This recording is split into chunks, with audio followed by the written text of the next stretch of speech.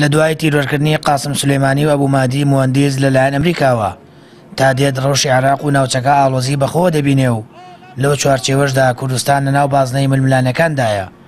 دووریش نییە دەراویشتەکانی هەڵگرستانی هەر جەنگێک لە هەردوو ڕووی سیاسی و ئابووریەوە ئارەمی کوردستانیش بگرێتەوە. مامۆستایەکی زانکۆی هەڵەبجە ڕای وایە پێویستە هەموو کورد لەم قۆناغەدا یەکگەڵوێست و یەکگرتو و یەک بڕیار بێت. لە ڕاستیان بمانێ و نەمانێ کاریگەری ڕاستەوخۆ و ناڕاستەخۆی لەسەر کوردستان و لەسەر کورد هەیە.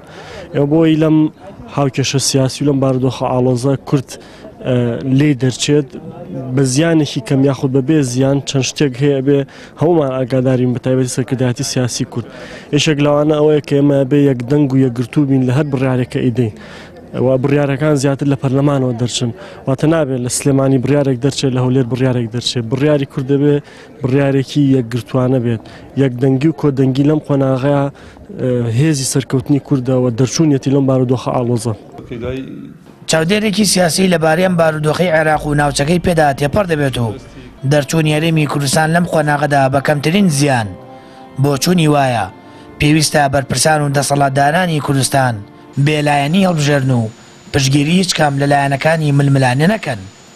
بە بۆچوونی من کورد لەم دۆخە هەستیارەدا هەڵدا نەکەوێتە بینی بەرداشتی هیچ لایەک واتە ئەگەر بتوانێت بێلایەنی خۆی بپارێزێ سەربەخۆ بێ نە بەم تەرەفا بکەوێت نە بۆ تەرەفا بکەوێت هەنگاوێکی زۆر گەورەیە. خاڵی یەکەم خاڵی دووهەم بە دوای بەرژەوەندەکانی خۆیان بگەڕێ فرسەتێکی زۆر باشە بێگومانم لەوەی کە بۆشایەک دروستە بێ کورد بتوانێت ئەو بۆشایە لە قازانجی خۆی بخۆزێتەوە هەنگاوێکی گەورینەوە. دوای کوژران یەکێک لە سولەیمانی و موهەندیس دۆخی عێراقی شڵەژانی خێرایی بەخۆ بینی و پەرلەمانی عێراق براری کنەدەرەوەی هێزەبیانەکانی لە عێراق پەسەند کرد. گۆڕانکاریەکان خێران و مەترسی سەپاندنی سزای ئابووری بەسەر عێراقدا دەکرێت. لە ئەگەری ڕوودانیەر پێژاتێکیش لە عێراق و ناوچەکە هەرێمی کوردستانیش دەکەوێتە ژێر کاریگەری نەرێنیەوە.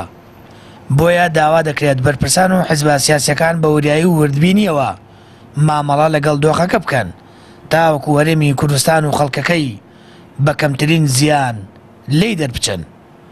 سامان فتاح کەناڵی ئاسمانی پەیام هەڵەبجە.